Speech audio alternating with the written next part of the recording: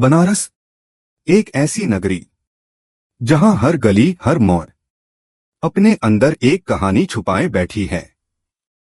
ये सिर्फ एक शहर नहीं, ये समय से भी पुरानी एक जीती जागती कहानी है जिसे आज हम वाराणसी के नाम से जानते हैं।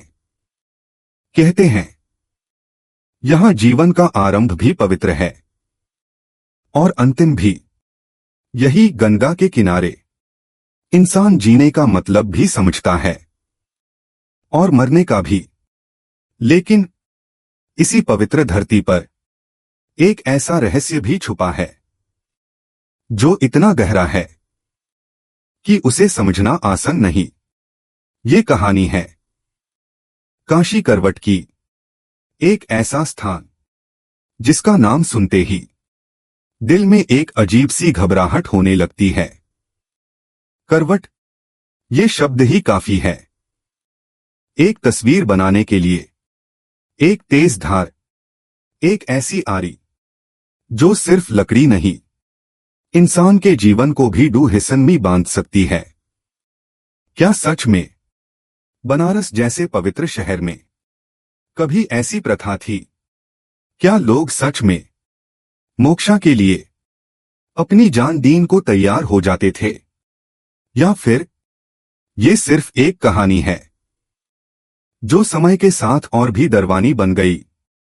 चलिए इस रहस्य को समझने की कोशिश करते हैं।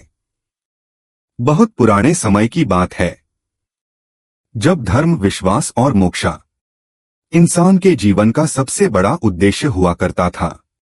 लोग मानते थे कि काशी में मरने से आत्मा को तुरंत मुक्ति मिल जाती है, और इसी विश्वास ने कई ऐसे मार्गन को जन्म दिया जो आज के समय में सोचने पर भी डर लगता है।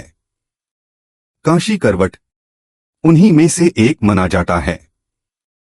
कहते हैं यहां एक ऐसा यंत्र था, एक करवट जिसके नीचे लेते ही जीवन का अंत निश्चित हो जाता था, और विश्वास था कि इस अंतिम बलिदान के बाद आत्मा सीधा मोक्षा की ओर बढ़ जाती है।